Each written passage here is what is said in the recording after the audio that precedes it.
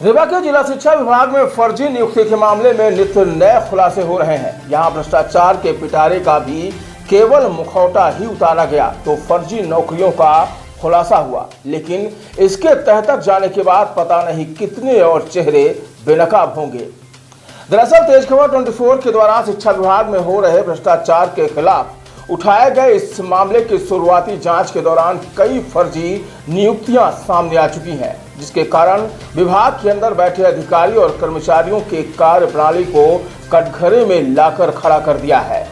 दरअसल शिक्षा विभाग में फर्जी अनुकंपा नियुक्ति के मामले में एक और बड़ा खुलासा हुआ। यहां एक फर्जीवाड़े की शुरू हुई जांच के बाद अब 5 और नियुक्तियां संदिग्ध पाई गई हैं। इसमें विभाग के अधिकारियों की भी भूमिका संदिग्ध है।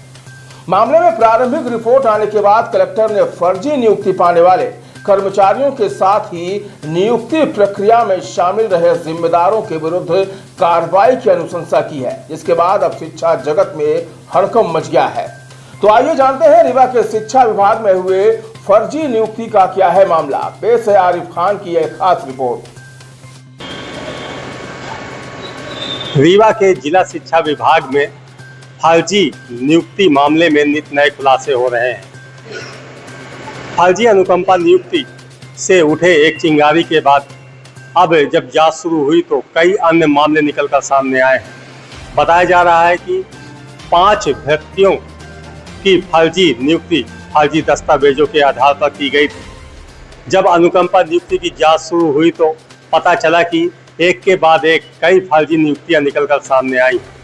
हम आपको बताना चाहेंगे कि अभी केवल पिटारा खुला है, मुखौटा उठाया गया है, तब इतने मामले सामने आए हैं। यदि तह तक जाएंगे तो कई फर्जीवाड़ा जिला शिक्षा विभाग का निकलकर सामने आएगा।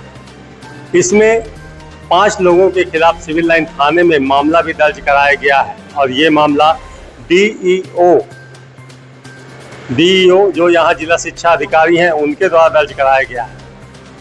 इधर सवाल यह उठता है कि इस पूरे फर्जीवाड़े में जिला शिक्षा विभाग के वरिष्ठ अधिकारियों से लेकर बाबू तक के शामिल होने की आशंका जताई जा रही है, लेकिन इस पूरे मामले में एक बात निकलकर जो सामने आई है उसमें जिला शिक्षा अधिकारी खुद फरियादी बनते नजर आ रहे हैं। आखिर ऐसा क्यों? क्योंकि उनके ही दस्तखत से और उनके ही आदेश के बाद अनुकंपा नियुक्ति से लेकर भृत्यों की नियुक्ति की गई और सभी फर्जी निकली है। ये मामला अब कलेक्टर और कमिश्नर के संज्ञान में है, जिसमें कड़ी कार्रवाई करने की बात भी कही जा रही है। बताया गया है कि जिला शिक्षा अधिकारी डीईओ के द्वारा जिन लोगों के खिलाफ एफआईआर दर्ज की गई है उसमें हीरामणि कोल, विनय कोल, उषा कोल, सुषमा कोल शामिल है और पता नहीं कितने नाम अभी सामने आने बाकी हैं।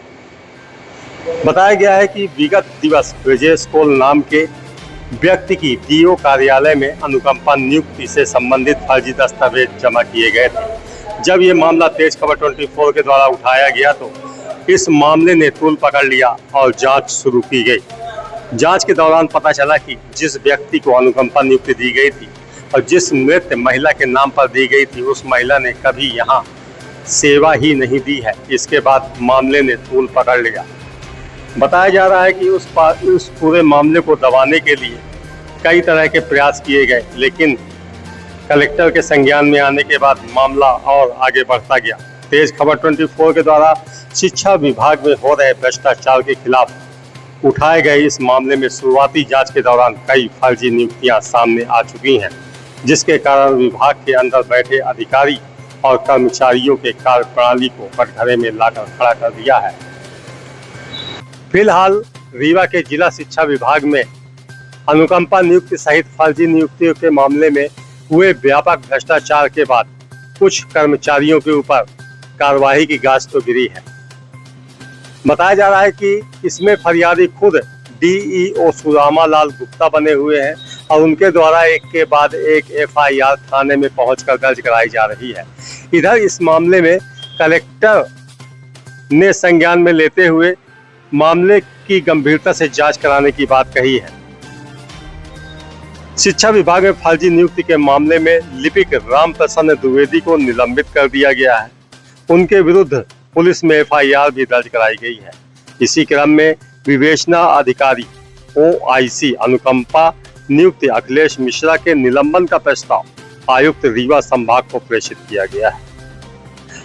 हम आपको बताना चाहेंगे कि इस पूरे मामले में जो जिला शिक्षा विभाग के मुखिया हैं सुदामा लाल गुप्ता, DEO सुदामा लाल गुप्ता को घोर लापरवाही बरतने के आरोप में स्पष्टीकरण किए जाने के साथ साथ वैधानिक कार्यवाही करने का प्रस्ताव आयुक्त रीवा संभाग को भेजा गया है।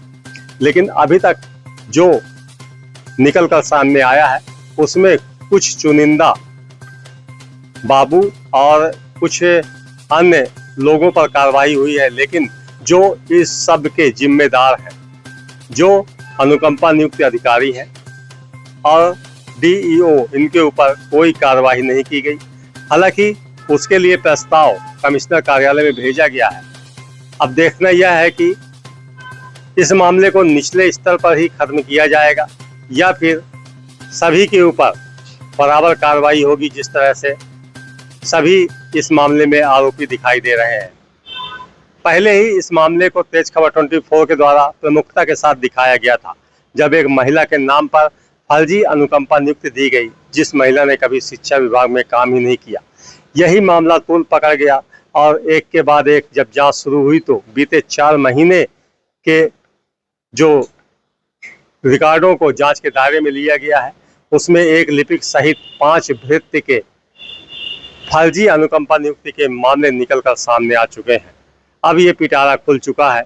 जितना अंदर तक झांका जाएगा शायद उतने ही मामले निकलकर सामने आएंगे और ये फर्जीवाड़ा कब से चल रहा था और किस स्तर तक चला है, ये सब परत दर परत निकलकर सामने आ सकता है। लिहाजा इसकी निष्पक्ष जांच की जानी चाहिए। तो तेज खबर 24 में आप हमारे साथ बने रहिए। मैं तेज खबर 24 से आरिफ खान।